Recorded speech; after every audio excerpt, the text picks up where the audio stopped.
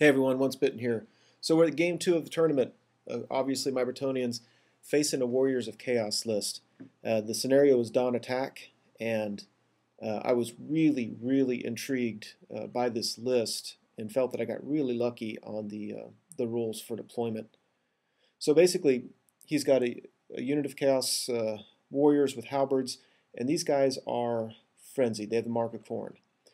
In the middle, he's got a Hell Cannon, which is obviously being proxied there on the right. He's got 10 Chaos Knights and 2 Exalted Champions, all tucked into that one unit. So obviously kind of a Death Star there. He's got a level 4 caster behind it. And then he had to place his other warrior unit on this side of the table. And these guys have a different mark. I think it's Nurgle. I'm not really sure. And then he's got that lone character is a level 2 caster. So again, I felt I was lucky because the Chaos Warriors are out to the side. My plan was pick on his Knight unit. I mean, obviously it's a Death Star. That's easier said than done. But I felt my best chances were to target that unit, kill his characters, and try to keep the Warriors just out of combat. So here on my left, I had to deploy the Trebuchet, Pegasus Knights, and my Questy Knights. In the middle, Men-at-Arms, the level 2 Damsel, Battle Standard Bearer, level 4 caster, all tucked in with my Knights of the Realm unit. My Monster Killing Lord, Trebuchet, Archers, and Pegasus Knights, and then Knights Errant. So Vanguard movement, we move up as you can see. I can't charge him because of this this building. This is Arcane Ruins, so he can channel up to 4 dice with this caster, and he's positioned so that I can't really charge him, and really there's no way I'm going to be able to set up a charge because he's just going to, he's basically a fast cav model, so I'm not going to be able to line that up, I don't think. So because of the way the game worked, I had to deploy first, so he, you know, I had a better chance of going first, almost certain chance of going first. So I moved my Knights Errant on the right up because that's a piece of impassable terrain, and so his Chaos Warriors can't charge me, and I really want to try to get it to where they can jump in the fray with those Chaos Knights. Otherwise, I move up as you can see. I move my Archers so they can try to shoot at his level 2 caster, the one on the horse. The plan here is for my general to take care of his Hell Cannon as quickly as possible, and really for everything else to try to pick on his Knights. So here's the left. I'm starting to use my Pegasus Knights more and more as fast cav to just go ahead and purposefully flee. One trade bucket blows up, and we move to Warriors Chaos turn 1.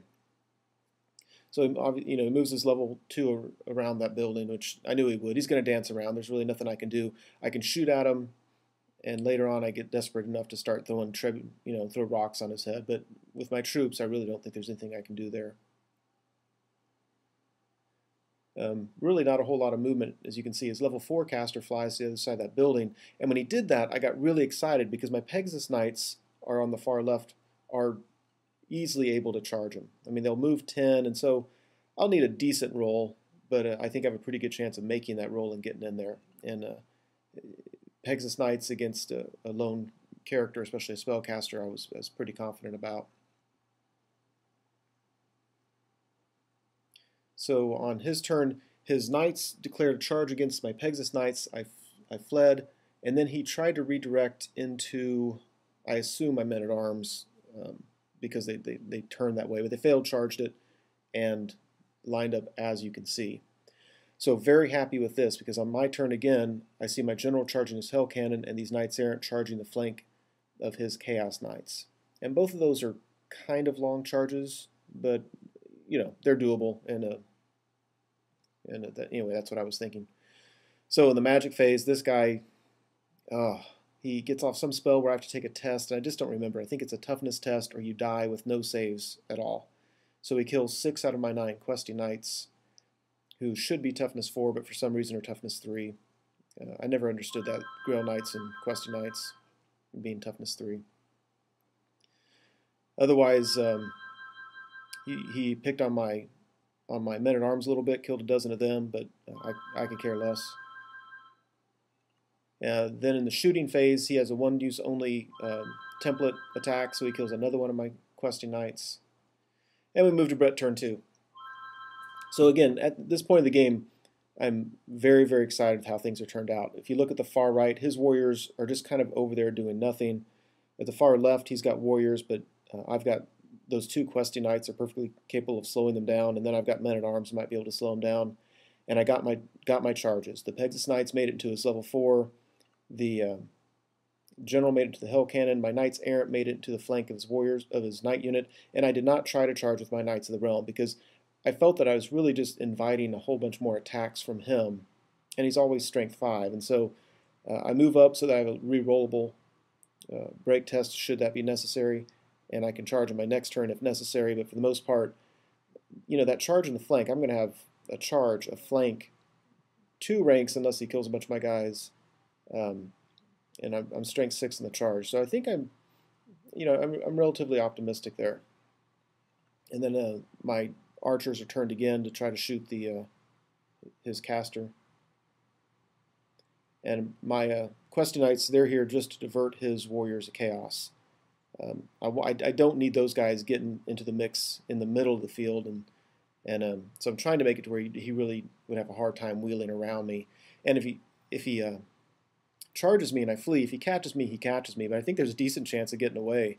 And if that happens and I do get away, he'll charge me again and really get himself out of the game, or I'll have a really decent chance of rallying and saving all those points. So there's a close-up. Very excited to see this happen. I really kind of enjoy playing lists like this. It's just, the very few units, tons of points tucked in there. In this fight, he moves both of his Exalteds over to my Knights Errant. When my Pegasus Knights, because they're fast cav, they rallied and flew over here. I'm trying to divert these guys away. If he turns, I'm willing to charge them in the side, but I'm hoping he'll just charge me and I can flee from him.